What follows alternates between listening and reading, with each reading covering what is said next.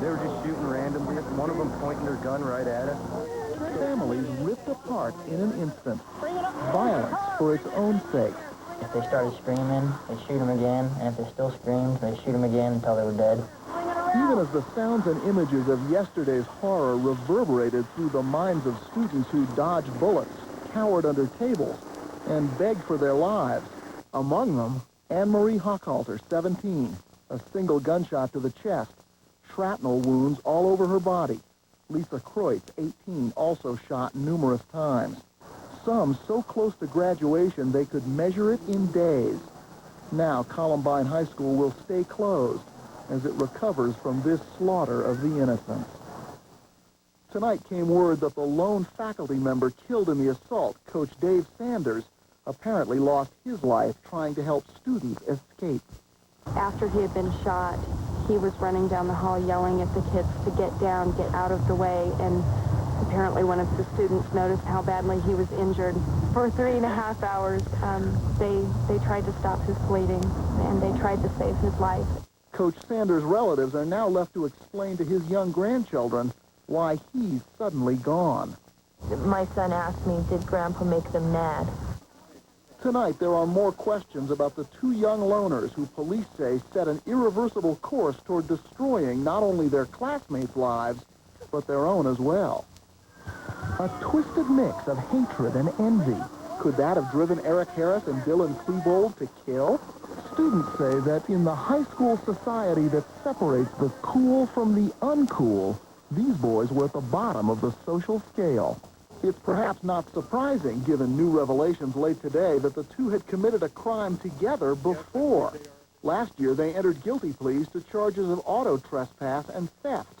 Authorities say the two acted in concert again yesterday, but the district attorney wondered aloud whether, given the huge number of explosives, Harris and Klebold could have pulled off the rampage alone. I think we have to pursue vigorously, at least for the time being, the idea that there may have been other people involved, at least in the planning and knowledge that this might occur.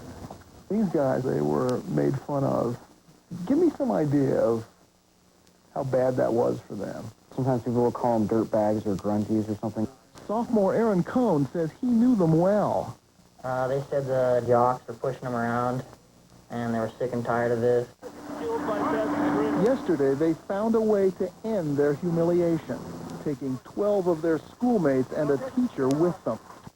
Investigators are still looking at the crime scene, but according to most eyewitness accounts, it appears the teenagers, armed with guns and explosives, entered the ground floor cafeteria, shooting and setting off homemade bombs behind them. It's believed the pair then went upstairs to the library, opening fire and throwing explosives at terrified students and teachers.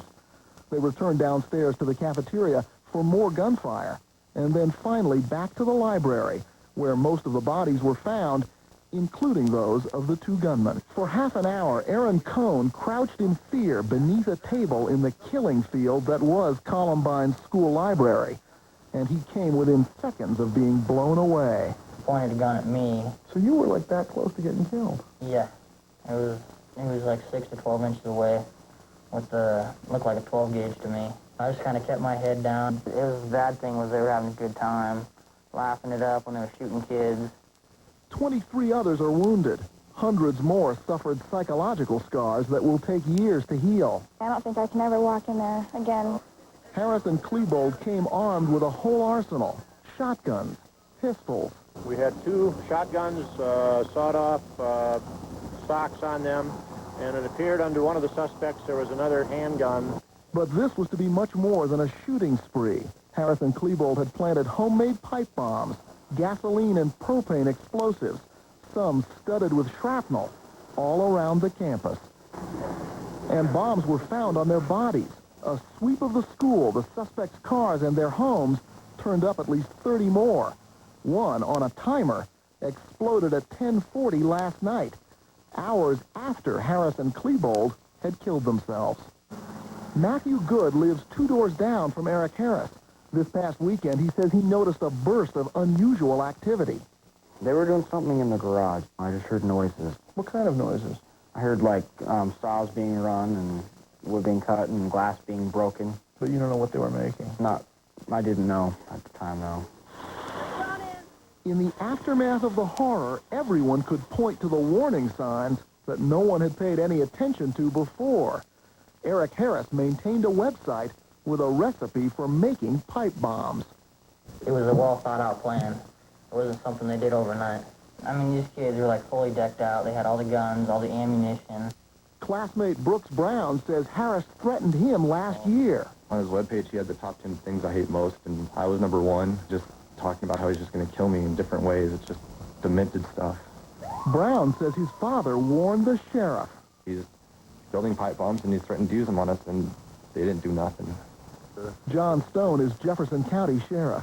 We've heard from more than one person, more than one student, that these guys, particularly Eric Harris, have been a problem before. That he threatened other kids, and that at least one father says he'd gone to your office to complain. Do you have any record of that? I don't have any personal knowledge of this. You know, you've got these guys that'll dress in this paramilitary stuff, but we can't, it's not illegal to do it. Harris and Klebold were part of a gang of outcasts called the Trenchcoat Mafia. The caption next to this picture in the yearbook reads, "Who says we're different?" and "Insanity's healthy." Students say the Trenchcoat Mafia was well known at Columbine High School. The group had about 10 to 15 members, and they generally kept to themselves. Many were bright students with good grades, which might be one reason they attracted so little attention from school administrators. And what did it mean to be part of the Trenchcoat Mafia? It means it kind of meant that people would accept you, I guess, and that you liked World War II and everything that had to do with World War II and Nazis and Hitler and all that. So they believed in exterminating Jews, and Yeah, I think so. they were anti-black, Mm-hmm. anti-Hispanic. Yeah. Was it well known at school that these guys believed the same things the Nazis believed in? Yes, they spoke German to each other and stuff and wore clothing sometimes with swastikas on it and stuff. And no one did anything about it? No. Along with Hitler and World War II, the Trenchcoat Mafia was obsessed with a kind of German music called industrial noise, a group named KMFDM, which is an acronym for the German phrase, "no pity for the majority." But it was minorities the gunmen were after yesterday, a thirst for revenge against their imagined enemies, Hispanics, blacks, and jocks. They came running into the library and they said, "All the jocks stand up, we're going to kill every one of you right now." And of course nobody stood up, but then they just went out and started shooting people at random. And one kid was a black kid, and they shot him 3 times. And then the one guy said, "Is he dead? Is he dead?" And the other guy said, "Yeah, he's dead." The outline of this plan of destruction could be gleaned from Harris's website. Personal quote, "Quit whining, it's just a flesh wound. Kill 'em all." The website makes clear Harris and Klebold were devotees of the computer game called Doom. Players run down hallways destroying everything that moves, using pistols, shotguns, grenades. Blood gushes. Body parts fly. Yesterday, Columbine High School got the same treatment. The number 420 figures in Dylan Klebold's internet profile. 420, April 20th. It was both Hitler's birthday and the day the world learned about the Trenchcoat Mafia. A couple of other notes on the suspects, Eric Harris and Dylan Klebold, tonight. In addition to being fans of that computer game called Doom, they were also said to be obsessed with the ultra-violent film Natural Born Killers. They reportedly watched it over and over. This afternoon, the family of the suspect, Eric Harris, released a statement. It reads in part, "We want to express our heartfelt sympathy to the families of all the victims and to all the community for this senseless tragedy."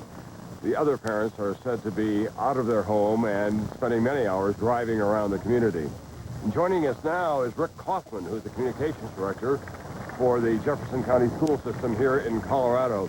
Mr. Kaufman, can you tell us, first of all, if all the bodies have been removed from the school? Last word we received, Tom, was that all the bodies had been removed from the school and had been taken to the coroner's office, and the families were being taken also to the coroner's office to make final identification of those bodies. And what about resuming classes at Columbine High? Do you think you'll be able to have the rest of the spring term? At this point, we don't know, Tom. The police need to complete their investigation, and that could take up to at least a week and a half. We then need to go inside and assess the damage. We've been told there's considerable damage inside the school. Once we know that, and we can then determine how much work needs to be done. There's about 27 days left for school. Today we are trying to decide how we want to place the Columbine students back into the school setting, but it's unlikely they'll go back to Columbine High School. So that they may be taken to another facility somewhere. And what about the teachers? I would think that the faculty must be traumatized as well. Are they going to be able to resume teaching?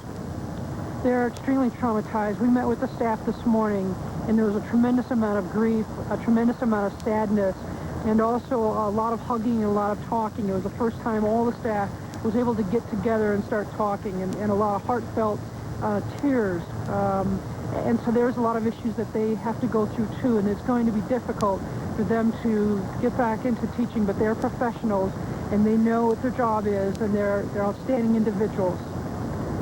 Are the administrators and the faculty reflecting on the fact that young Mr. Harris and Mr. Claybold talked often about violence and about killing people, and they just weren't taken seriously?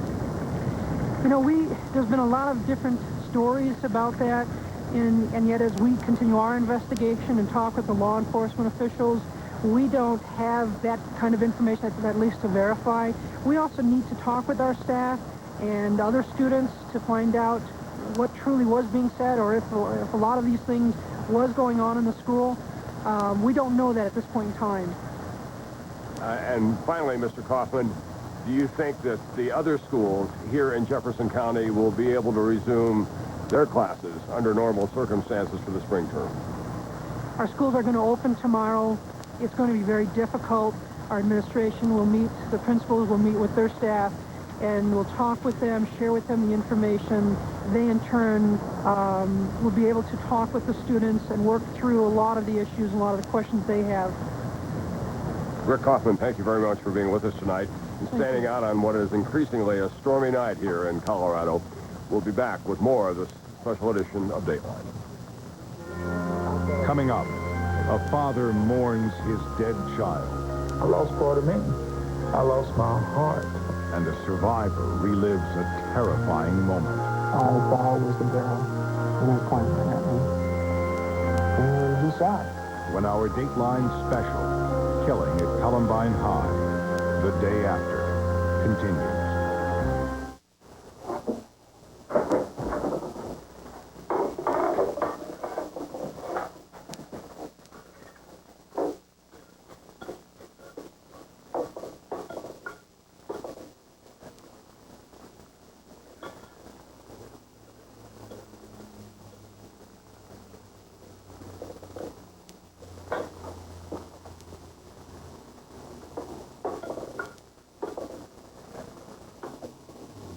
Taking out your aggressions on your gums? Dentists say 36 million Americans brush too hard.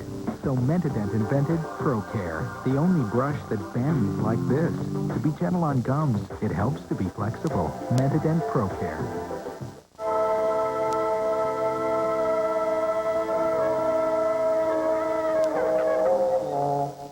When you've got Schlotsky's on the brain, there's not much room for anything else. In the financial world, banking as we have known it has become a thing of the past. Brokerages, insurance companies, all of our financial institutions are in transition. Teller windows have become electronic gateways. The savings book is now the investment portfolio, and financial products which once could only be obtained from a vast number of different sources can now be obtained from one. Stocks, bonds, mutual funds, planning, insurance, all have moved to a single place. To the financial mountain called First Union, who for half a century has helped investors seeking diversity, growth, and security. Come to the mountain called First Union. Or if you prefer, the mountain will come to you. Tomorrow, only on NBC News, Katie Couric continues her live reports on Today from the scene of a tragedy that shocked the nation. Then, only on Nightly News, how some schools found ways to stop tragedies and prevent the violence. Today and Nightly News, when you need to know, NBC News is worth watching. Make some time and volunteer to help a kid. Because when you give a kid your time, you give a kid a chance.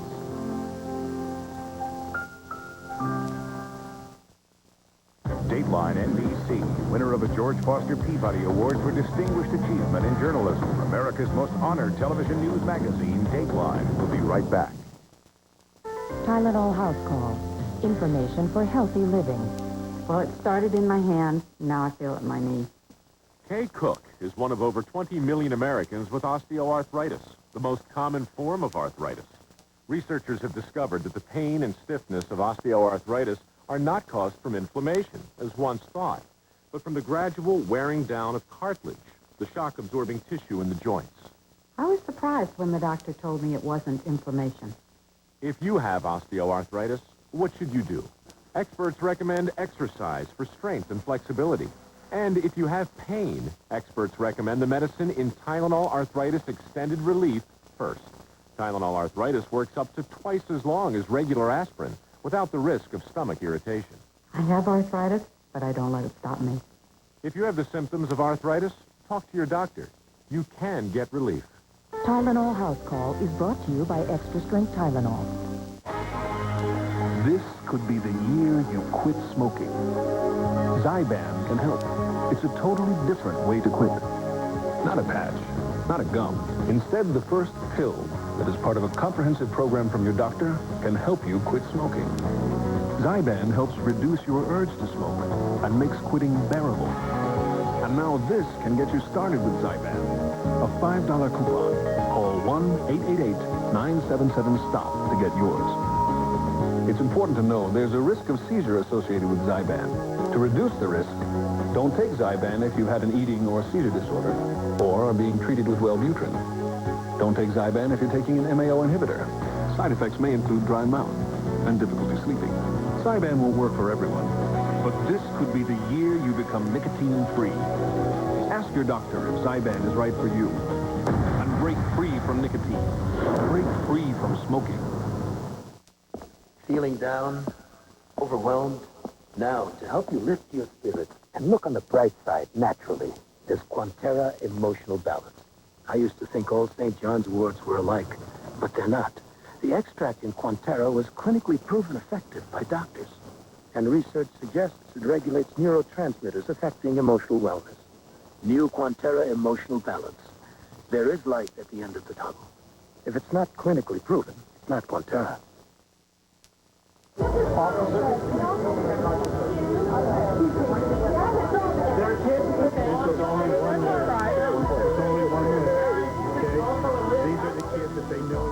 Clement Park is a sprawling field adjacent to Columbine High School.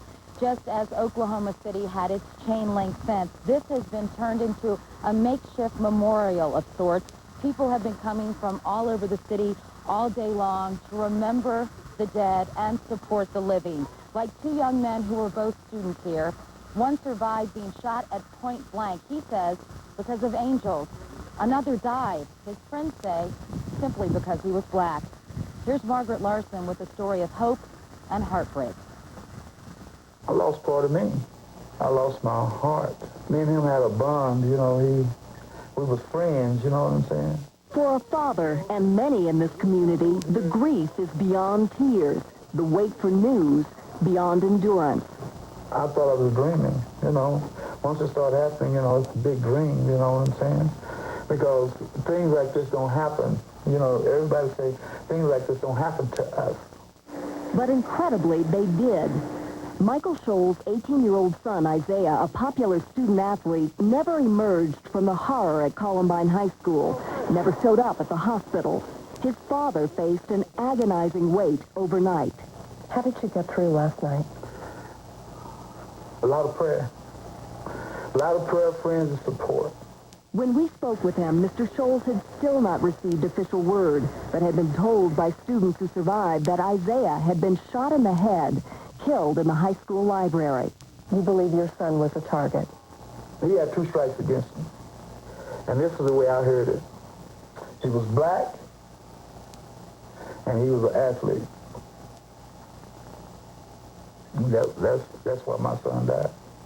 Mr. Scholes had moved his family to this neighborhood 2 years ago because he thought it was a better, safer place to live. Last year, he thought little of it when his son warned him about a group of students called the Trenchcoat Mafia.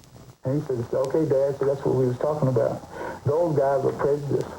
He said, those guys, they do not like us, period. When you heard what the connection was, that these kids, this Trenchcoat Mafia was involved in all of this, what did you think? I fell to my knees.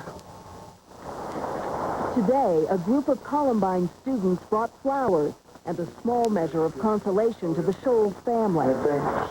Thank you guys for coming by. As some families struggled with the worst news possible, hundreds of Denver area residents joined together for memorial services, and they gave prayers of thanksgiving for those who survived. This was Nick Foss last evening, the pain and anguish written on his face soon after the shooting and bombing spree ended. At first it was continually, you can non-stop bombs, gunshots, everything. And Early today, he detailed his encounter with death. I just said I love you all out loud. And what that meant was all my family, friends, everybody. I love them all. I thought I was dead. A gun pointed at his head, he said a prayer and prepared to die. All I saw was the barrel, and it was pointing right at me. And he shot. The gun went off. The gun went off. And missed you. Missed me. I believe in angels. I had one on my side that day. That day, it was just yesterday, but a lifetime ago for Nick and his twin brother, Adam. I want to go over there and find him.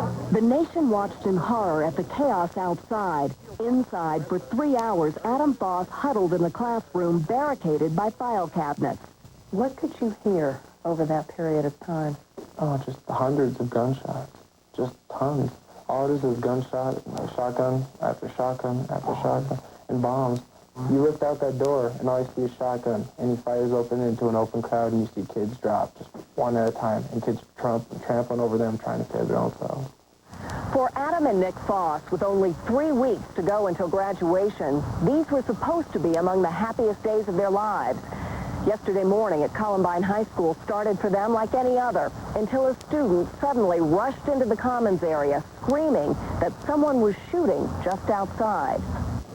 Within moments, Nick Foss was trying to get other students out of the line of fire, and then a younger student was shot point blank in the face, and Nick picked him up from the ground. He just looked at me. My God, what happened? What? Why? One of those looks where you can't, it's like 1,000 words. 1,000 words in your mind, like, what is he thinking? One of those looks where you're just going, oh man, I don't have the answer for you. I don't know what to say. I can't say anything to you. But you know what? I wish I would have said, I don't know, something. I don't know what to say. And he died. As the shots and explosions continued, Nick climbed into a crawl space above a ceiling and tried to find a safe way out of the building. Every minute that went by wasn't a minute. It was like a decade. But the ceiling gave way, and he fell nearly 20 feet to the ground near a door where many of the shots had been heard. I just figured, I guess to me, I'm not going to die laying here, and I'm not sure he's going to get shot, so I'm going to do the best I can to get out of here. After literally running for his life, paramedics rushed him to a hospital. Meantime, his twin brother Adam couldn't believe the carnage. And the hardest part was walking outside, and to get up the stairs, you got to jump over two or three people's bodies. They're just laying there dead. I saw 15 freshmen, like 15 and 14-year-old kids just laying there. One of them had his drink in his hand from lunch. They were all eating lunch, and they're just dead. And I'm looking at you, and I see you still seeing it. Yeah. Right now. And it doesn't go away. You can't make it go away. So we need to get on out. The Scholes family knows that all too well. When you lose a baby, it's nothing like it. I was always praying that my children outlive me. because, you know, the pain that you have to go through, you can't take it. Tonight, their grief is shared by an entire community. A community praying for answers. People are going to ask, how did this happen? Why? None of us know. I don't think there is a reason. There's no why. There's no why, there's no nothing. It happened. So what should parents and counselors be telling survivors of this horrible shooting? Scott Poland is a nationally recognized psychologist who has helped in other school shootings and in other crises. Scott, thanks so much for joining us. I know that you headed the victims assistance team in both Paducah and Jonesboro. You're hoping to come here to Littleton, Colorado.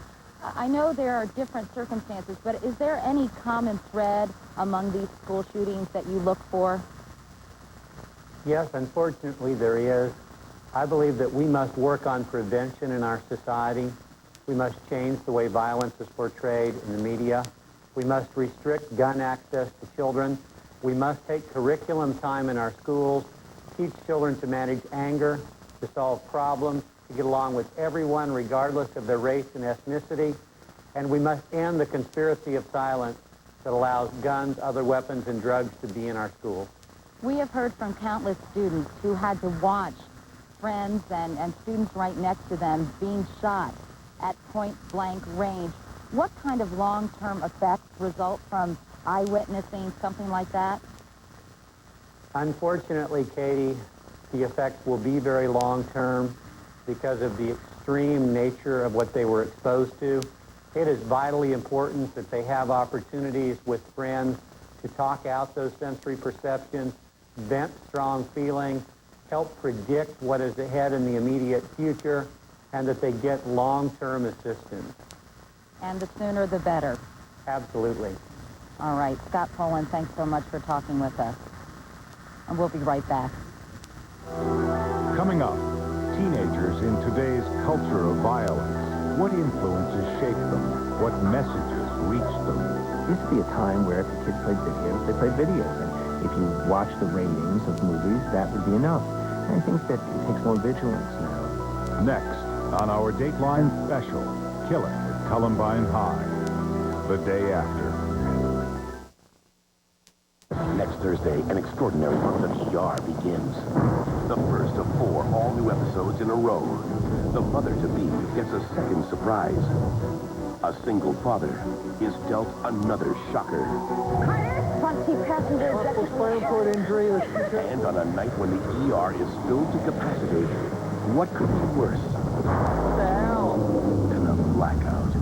Oh, God. NBC next Thursday, the first of 4 all-new episodes of ER. Tonight, bring on the night team. News Channel 8 at 11. Littleton, Colorado remembers those killed in yesterday's shooting. Gary Chittum reports live from the Denver suburb as it comes to terms with this horrific tragedy. And one Portland school takes action to protect students from violence. Plus, a look at the World War II hero this man is guilty of killing. Tonight, bring on the night team. News Channel 8 at 11. Where the news comes first. Tracy's back on Northwest News Channel 8. These are special moments for all of us to share. Time for celebration to show how much you care. This is where colors swirl and style is understood. This is where it all starts. This is where it gets good. The anniversary sale at Meyer & Frank is going on now. Save an extra 20% off already low prices. Look for 20% off bonus coupons in today's paper. Good through Friday. This is where it all starts. This is where it gets good. The anniversary sale at Meyer & Frank.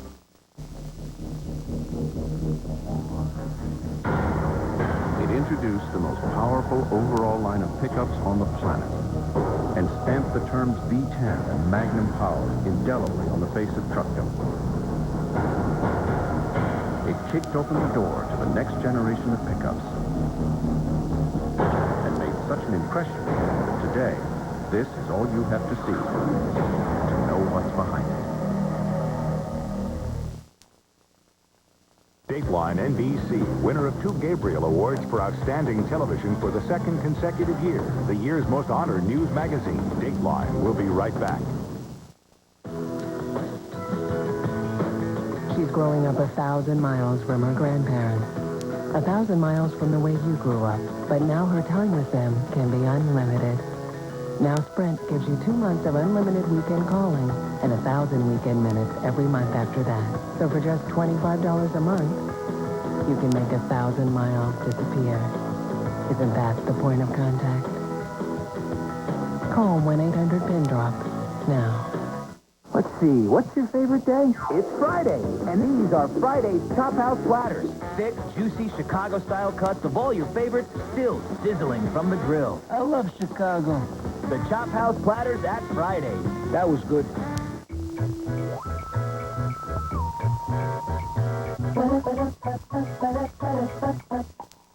Ooh.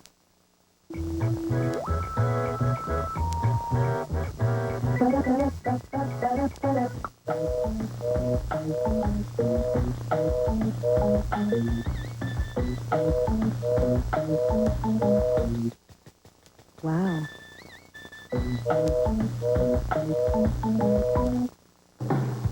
Before Hal came to Lunchcasters, he never owned a pair of prescription sunglasses.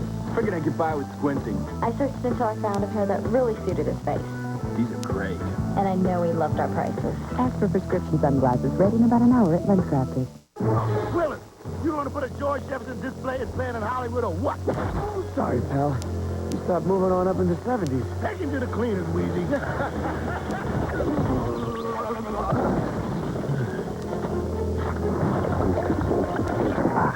That's brisk, baby.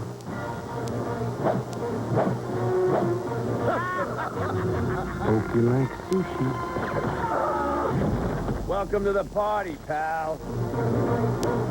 Monday, it's the big Caroline finale. I am going to get married. Caroline will wed one of these two men. Which one will it be? There's also big news for Richard. I'm a father. And who would have thought? Dell and Annie. I'm not going to call you. I'm going to change my number. Be there for the 1-hour Caroline wedding finale.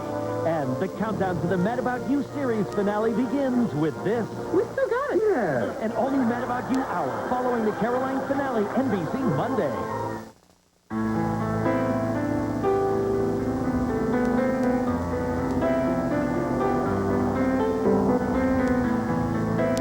Many parents here in Littleton called Columbine High a top-class school, preppy and perfect.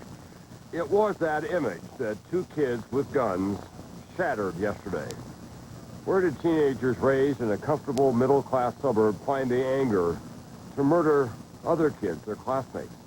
We've heard that they were outsiders, that they were misfits at their school, but there have always been outsiders. There have always been misfits. So tonight, Dennis Murphy asked, what is so different now?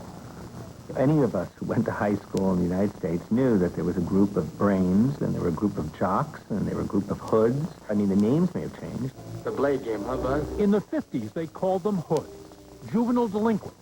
And in old movies like Rebel Without a Cause, the misfit with a switchblade was a stock character. One nation under God. But to look back at the polite classroom world of 40 years ago is to wonder how we got here. A school in Littleton, Colorado. Switchblades and rumbles seem so innocent in light of this carnage. I looked out the window, and there's a kid with a trench coat and a shotgun throwing pipe bombs in the parking lot, and then he shot a girl outside. The students say two of their outcasts, the not jocks, the not popular kids, were responsible. Because it could happen here. It could happen anywhere. In schoolrooms across America today, there was a single topic, and jittery surveillance. Here in the Twin Cities, classes were canceled. In Eagan, Minnesota, 900 junior high students were sent home after a note was found threatening a copycat repeat of Littleton. What is going on? I really believe that there are kids who have psychiatric illness. Dr. Harold Kopowitz is professor of adolescent psychiatry at New York University Medical School. You know, it's one thing to get an unusual haircut or to find a style that you think is a little bit different or to be, to march the beat of a different drummer. These kids were, in a very loud voice, were saying that they wanted to be very separate and very hateful to other people. Dr. Kopowitz thinks that parents and teachers are missing the signals sent out by some very disturbed, mentally ill young people. These kids were identified with each other because they were picked on by other people and decided that they liked being rejects because they had no chance of ever getting accepted into any of the other groups. heavily armed.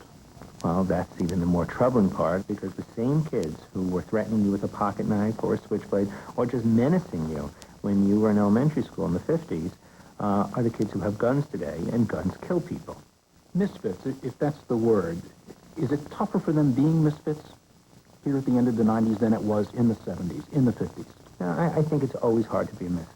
I mean, think back to any child that you knew, or your own children, who, if they don't get picked to be on the team, when they're the last one when you choose up teams, that's a hard place to be. It's never been easy being a teenager, especially when hormones and budding sexuality crash head-on into the sometimes casually cruel world of high school land, where the cliques and the cool kids can make the awkward, the geeks among them, feel like Martians.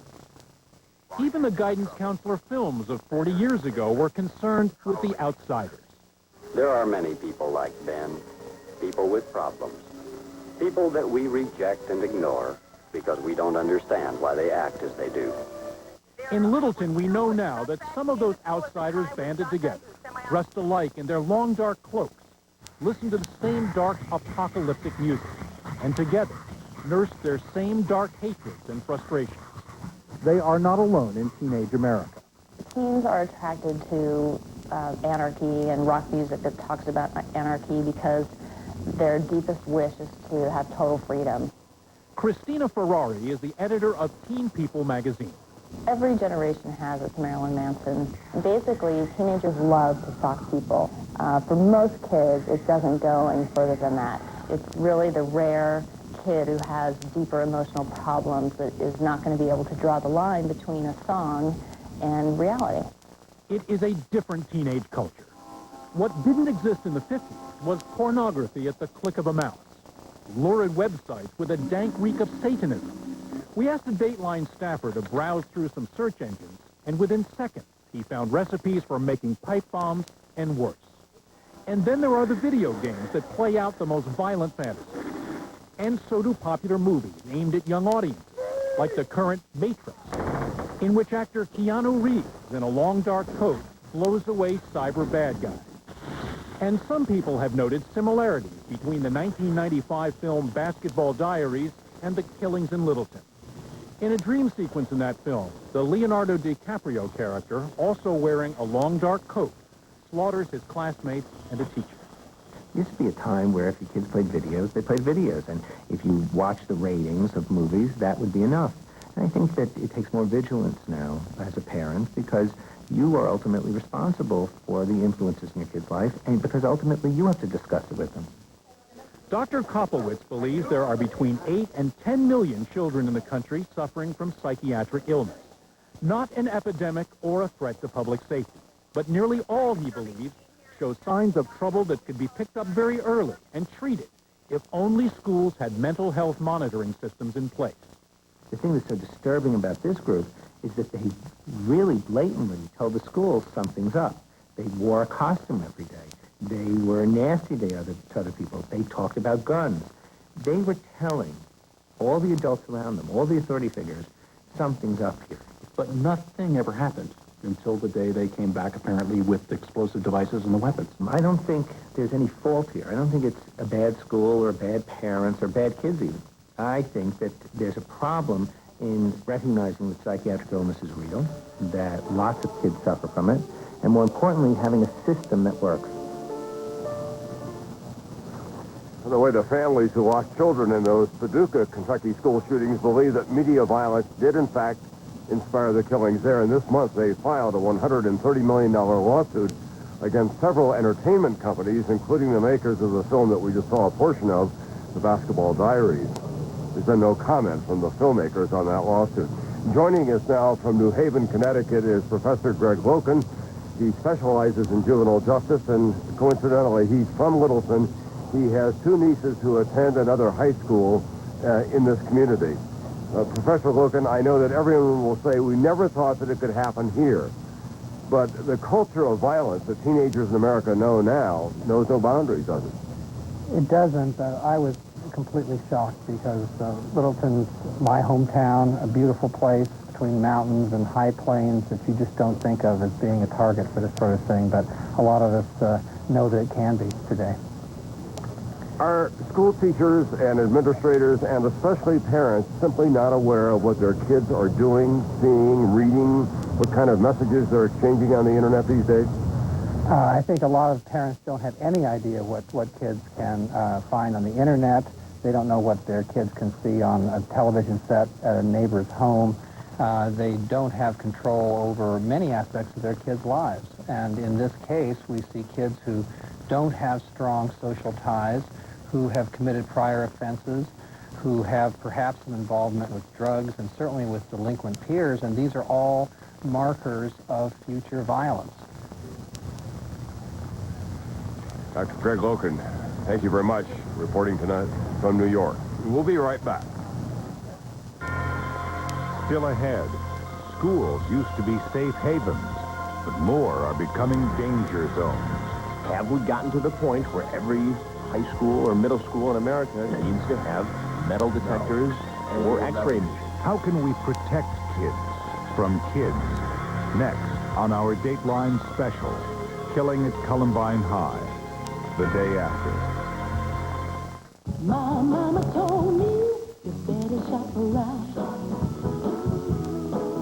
Even if you're not rich and famous, you can still afford the most gorgeous designer dresses for spring. The most stunning suits, too. And it's all so easy. Just make the move to the store where you always see more and save more on the best. Today's Burlington Coat Factory. We're more than great coats. My mama told me you better shop around. Man, the first time I looked at a picture of me, I was like, wow, Wayne, what happened? I was fat. I lost over 50 pounds on a Slim Fast Plan. I finally found something that worked for me. Easy. It tastes great. Once I lost the weight, my energy skyrocketed right through the roof. It makes you feel good after working out. 23 vitamins and minerals, protein, calcium, fiber, all the balanced nutrition like a healthy meal. I look at life totally different now. Slim Fast, every day. Balanced nutrition for a healthy life. Anybody can do it if I can do it. You want the inside scoop? People in the know use New Preference by L'Oreal. Take it from me. Color doesn't get any better than this. The secret? Special new anti-drying conditioners, so my hair won't dry out. Now my hair is softer than ever before, right down to the end. And Preference has Stay True colorant, so my color won't fade out. So I have golden color, long-lasting color, simply glorious color. New Preference by L'Oreal. Pass it on. You're worth it. No place to live. No place to go. Hundreds of thousands of Kosovo refugees are homeless. Every day, lives are threatened. You can do something about it. CARE is helping, but the need is overwhelming. Innovative internet service Snap.com, together with CARE, have created a special internet site with resources and ideas on how you can help. Log on to Snap.com and click on the Kosovo resource. Do it now, because the need is now. There is a rediscovery going on right now at Nissan as to who we are. And when you look into that well, you find some neat things. It's a company that loves cars. It's a company that gets it. When you love the process, that love gets into the product.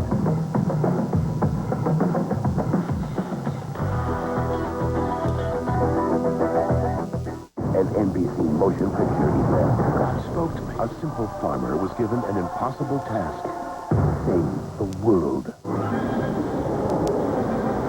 From the creators of Merlin and Gulliver's Travels, an epic motion picture, it was the end of the world and the beginning of hope.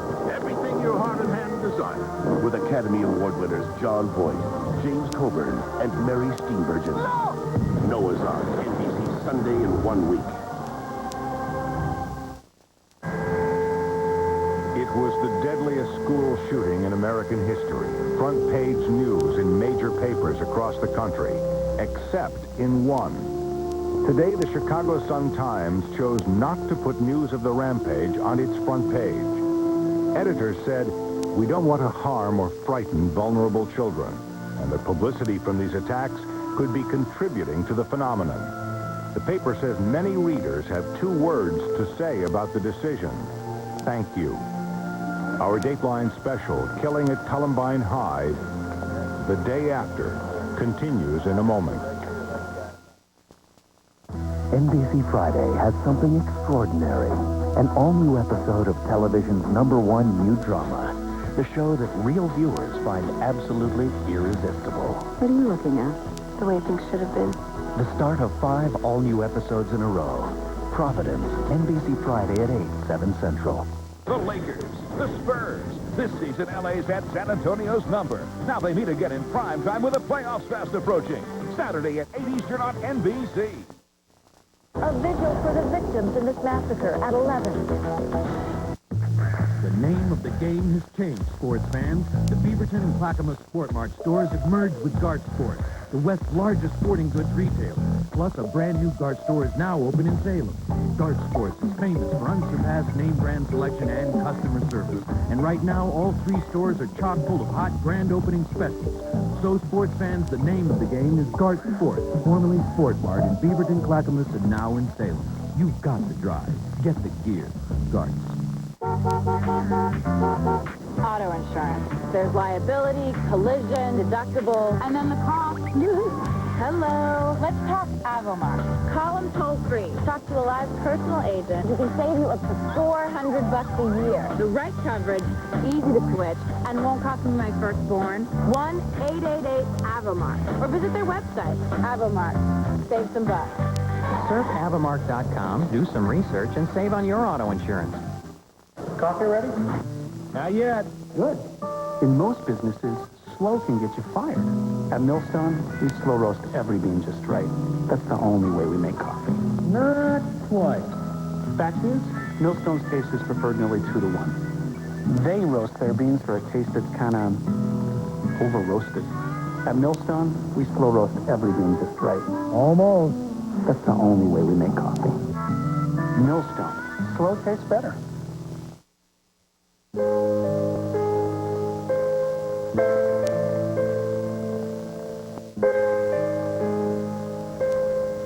We shouldn't be afraid to send our children to school, but it seems that more and more these days, shootings at schools are becoming more than just freak occurrences. So how can we stop students from killing other students? Are metal detectors, surveillance cameras, and schoolyard police officers the only answer? Here's Chris Hansen.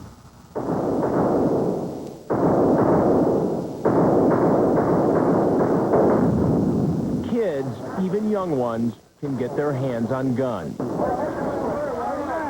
It's happened with deadly frequency across the country. In Jonesboro, Arkansas, in Paducah, Kentucky, and once again yesterday in Littleton, Colorado. The challenge, experts say, is to keep those guns and the kids bent on using them out of our schools. What kind of security should schools have? It's an issue now on the minds of every parent, teacher, and student. It even topped the nation's political agenda today in the U.S. Senate. Mr. President, we should not wait for another incident to happen before we take some action here in the Congress. Is it time to take extreme measures at our schools? Columbine High School tells Dateline it did have an armed deputy on campus, but it does not have metal detectors or sophisticated scanners to frisk its students, that it doesn't want the school to resemble a prison camp. But tonight, in the aftermath of the massacre there, some think it might be time for schools like Columbine to join the growing number of districts that have made their entrances look like security checkpoints at airports. For students in New York, Los Angeles, and Chicago, among others, passing through a metal detector is as much a part of the morning routine as homeroom. Don Airy is general manager of Security Defense Systems, a New Jersey company that sells security equipment to some 20 different school districts. I think we've reached the point now where, yes, the answers are clear. We need security screening at every school, at virtually every level. The company specializes in several different kinds of weapons detection equipment, which it claims can make any school secure. The application of metal detection and X-ray scanners in schools, from an equipment standpoint, absolutely will work and will solve the problem. But such systems can be very expensive. Just one X-ray scanner, the kind used in New York public schools, can cost as much as $16,000. And some experts argue that these kinds of physical security measures will do little to stop a deranged student. Have we gotten to the point where every high school or middle school in America needs to have metal detectors or X-ray machines? And we will never. Really? Peter Blauvelt is president of the National Alliance for Safe Schools, a nonprofit organization that provides assistance and training to schools trying to reduce crime and violence. You go into the airport, there's a metal detector. You go into a courthouse, same thing. You can't even visit the United States Senate without going through a metal detector. Why not have them in school? Just to eliminate the risk. Well, but it doesn't eliminate the risk. I have yet to see a school that was ever built with one exterior door. I mean, one of my high schools back home had 88 exterior doors. At which pair of doors do you put the metal detector? You're saying if a kid is so inclined to bring a gun into school and start shooting fellow students and teachers, he's going to figure out a way to get a weapon in. I'm afraid so. And investigators say the two suspects in the Columbine rampage had not just one weapon, but at least 2 shotguns, a carbine rifle, a pistol, and some pipe bombs. Blauvelt says a determined killer doesn't necessarily have to get into the school to wreak havoc. And all we have to do is look at Jonesboro. Those kids didn't go into the school with a weapon. They just pulled the fire alarm and waited outside for them. You see, again, if there's determination, they will succeed. It's what's inside the school perimeter that he says administrators need to focus on. The students, what they're saying about each other, who is getting into trouble, and for what. Because that tells us about relationships between kids who are fighting, kids who are disrespectful, insubordinate, kids who are tardy, kids who are truant from school. All of that creates the undercurrent of what's going on in the school. But how do you monitor the internal psychological pulse of the student body? How do you find out who may be the next student to go off like this? It's extremely difficult. There's no easy answers on this. However, we also know that in every case, kids talked about it. It would appear that even yesterday's shooters talked about it ahead of time. If that's true, if, as it now appears, the 2 suspects in yesterday's massacre telegraphed their plans, why didn't anyone intervene?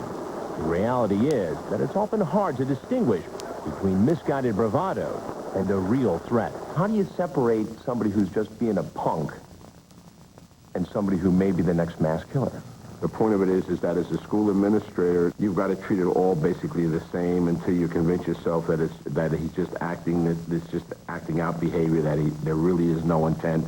And the ability to do that is more important than ever in light of yesterday's horrific events in Colorado.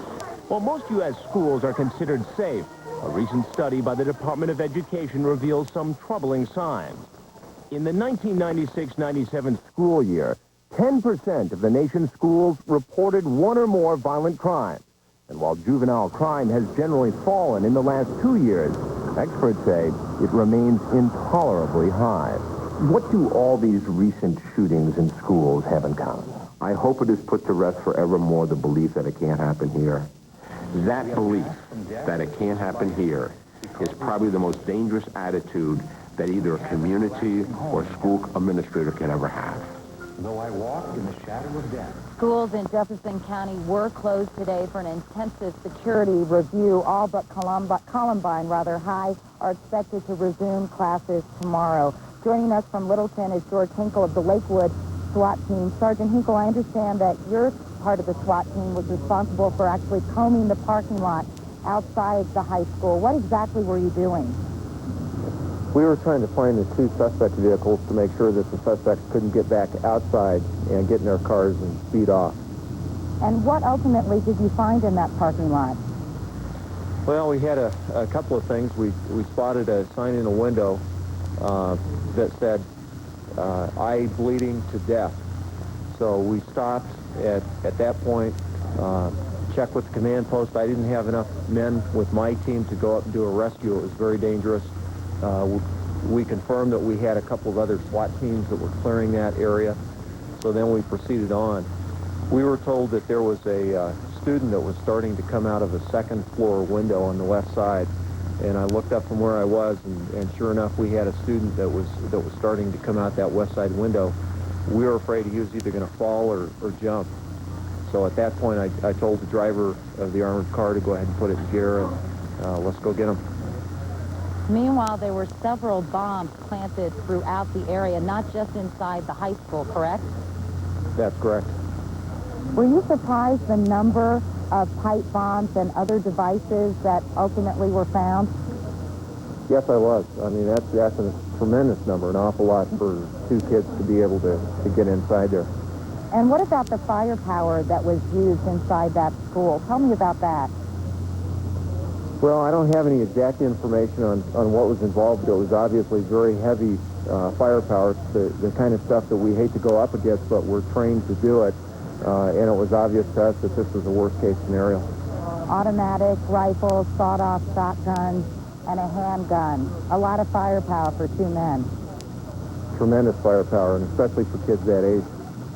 All right. Sergeant George Hinkle, thanks so much for talking with us, and thanks for all your good work. You're welcome. And we'll be right back.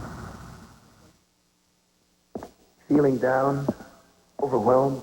Now, to help you lift your spirits and look on the bright side naturally, there's Quanterra Emotional Balance. I used to think all St. John's warts were alike, but they're not. The extract in Quanterra was clinically proven effective by doctors, and research suggests it regulates neurotransmitters affecting emotional wellness. New Quanterra Emotional Balance. There is light at the end of the tunnel. If it's not clinically proven, it's not Quanterra.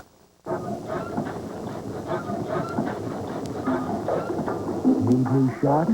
Come to Midas. We'll save you 50% on your second R2 Technology Shocker Strike with a lifetime guarantee. Go safely. Go Midas. Warner Brothers presents David Spade and Sophie Marceau. Where have you been? He was way over on the pier. You bad dog. I should thank you. Hey, I was way over on the pier, too. In a new comedy about hot women. Are you all right? That's okay. I'm on the hill. Cool dogs. What? And that warm, fuzzy feeling. Sorry, I didn't want to interrupt you. You didn't? There's nothing. Lost and found. I'll go make the bed. Rated PG-13. Starts Friday, April 23rd. All whitening toothpastes are not the same. Aquafresh whitening is different. Only Aquafresh has TriClean, proven to help restore teeth to their natural whiteness. Aquafresh whitening with fluoride gets teeth stronger, brighter, and TriClean whiter. My grandparents were farmers. I've made bouquets for people for years, and people finally said, why don't you start selling those things? I think the secret behind a lot of this has to do with Miracle-Gro. Miracle-Gro has produced very sturdy plants, big blossoms. Look at the colors. What more could I ask for? The compliment has to go to Miracle-Gro. Now it's easy to get beautiful Miracle-Gro results in your garden with the Miracle-Gro no-clog feeder. It feeds while you water. He's capable of murder. A whole family terrorized by one man, their father. It's the spookiest bunch of people I've ever met. All new Law & Order, NBC next. Breast cancer. Instead of being afraid of it, there's something you can do about it. It's called Triple Touch. 1, give yourself a monthly self-exam. 2, visit your doctor once a year. And 3, get a yearly mammogram after age 40. Teach these steps to your mom, your sister, a friend, and follow them yourself. Because if caught early, you've got the best chance of saving your breast and your life.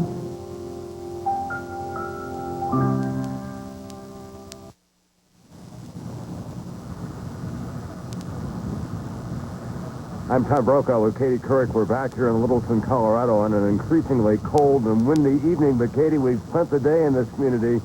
I know that you share my feelings that when you go out into the neighborhoods where the youngsters lived, it was like being in a, what one of the kids called a Brady Bunch neighborhood.